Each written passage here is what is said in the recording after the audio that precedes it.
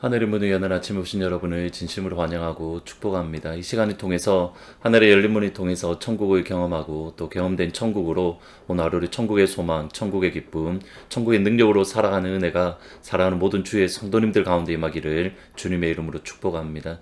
오늘은 시편 39편 1절부터 5절까지 읽어드리겠습니다. 내가 말하기를 나의 행위를 조심하여 내 혀로 범죄하지 아니하리니 악인이 내 앞에 있을 때에 내가 내 입에 재갈을 먹이리라 하였도다. 내가 잠잠하여 선한 말도 하지 아니하니 나의 근심이 더 심하도다. 내 마음이 내 속에서 뜨거워서 작은 소리를 읊조릴 때에 불이 붙으니 나의 혀로 말하기를 여호와여 나의 종말과 연한이 언제까지인지 알게 하사 내가 나의 연약함을 알게 하소서. 주께서 나의 날의 한 뼘 길이 그만큼 되게 하심에 나의 일생이 주 앞에는 없는 것 같사오니 사람은 그가 든든히 서 있는 때에도 진실로 모두가 허사뿐이니이다. 아멘. 다윗에 대한 하나님의 평가는 내가 저를 만나니 내 마음에 합한 자다입니다. 실제로 우리아의 사건과 그리고 노년의 인구 조사를 했던 것 두 가지를 제외하고는 하나님 보시기에 정직한 삶 또는 바른 삶, 올바른 삶을 살았다라고 말씀을 합니다. 그런데 지난 2주 동안 시편으로 하늘문을 준비하면서 다윗이 참 많이 친근해지고 가까워졌습니다. 다윗이 그냥 멀리 있는 사람이 아니라 우리처럼 연약한 그리스도인이구나, 부족한 그리스도인이구나, 이것을 깨달은 겁니다.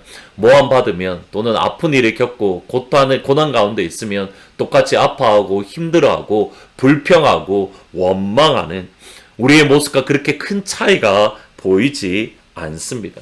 심지어 다윗은 그의 언어도 역시도 그렇게 점잖지 못했던 또는 언어 생활 역시도 대단히 험했던 것을 보게 됩니다. 가령 저주 시편으로 알려진 109편에는 다윗이 이렇게 말을 합니다. 하나님 그 연수를 짧게 해주십시오. 표현을 부드럽게 해서 그렇지 실제로는 하나님 나의 원수가 있는데 빨리 데려가 주세요. 이렇게 말하는 것과 같습니다. 가장 충격적인 것은 55편입니다. 사망이 갑자기 그들에게 임하여 산채로 스올에 내려갈지어다. 이건 역시 쉽게 말하면 이렇습니다. 하나님 나의 원수를 빨리 지옥에 던져주세요. 다윗은 그의 입이 거칠었던 것 같습니다. 그리고 자신의 언어 생활이 그렇게 덕스럽지 못함을 다윗 역시도 알고 있었습니다. 오늘 본문 1절과 2절에 보면 내가 말하기를 나의 행위를 조심하여 내 혀로 범죄하지 아니하리니 악인이 내 앞에 있을 때에 내가 내 입으로 재갈을 먹이리라 하였도다. 내가 잠잠하여 선한 말도 하지 아니하니 나의 근심이 더하도다. 다윗 역시도 원수아를 바라보면 그의 입으로 온갖 저주의 말, 온갖 악한 말이 쏟아부었기에 하나님 내가 더 이상 말을 하지 않겠습니다. 원수만 보면 내가 감정을 억누르지 못하고 내가 온갖 악한 말, 저주말을 쏟아붓는데 하나님 내가 이제 입을 닫겠습니다. 다윗이 이렇게 결심을 한 겁니다. 그런데 원수 앞에서 그의 감정을 쏟아부으면 그나마 속이라도 시원할 건데 그것조차 하지 않겠다라고 결심을 하니 다윗의 고통이 내 마음의 근심이 더욱더 심합니다라고 다윗이 말을 하고 있는 겁니다. 그런데 그 순간 다윗이 말을 하지 않겠습니다라고 말을 결심을 했는데 근데 그 이후에 보면 다윗은 온갖 말을 하고 있는 것을 보게 됩니다.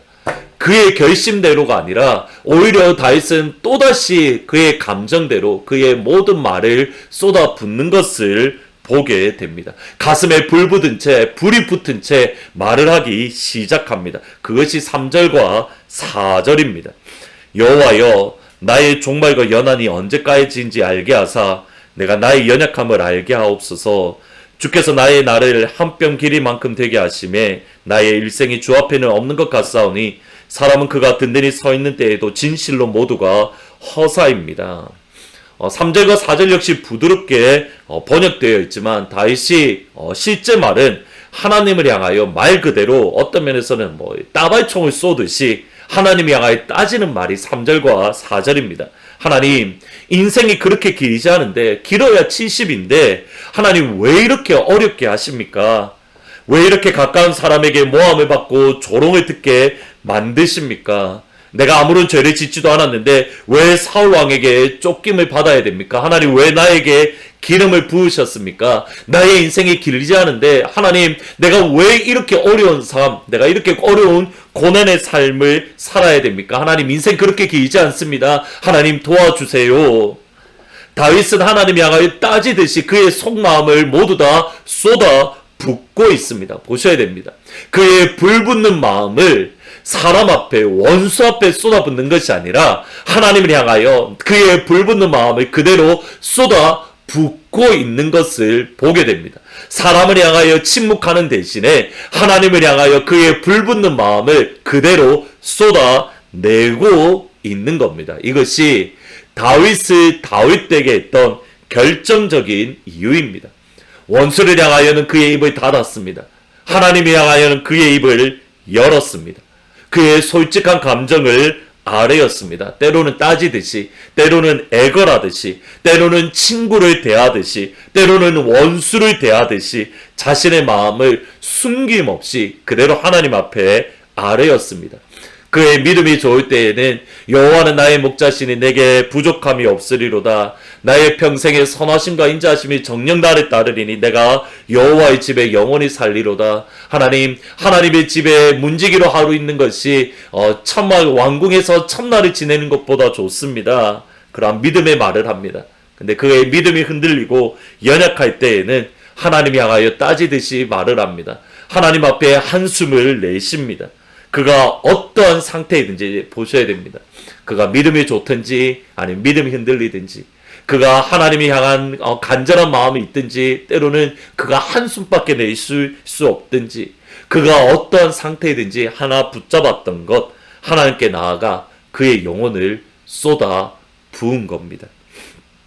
사무엘이 이르되 온 이스라엘은 미스바로 모이라. 내가 너희를 위하여 여호와께 기도하리라 하며 그들이 미스바에 모여 물을 길러 여호와 앞에 쏟아붓고 그날 종일 금식했다.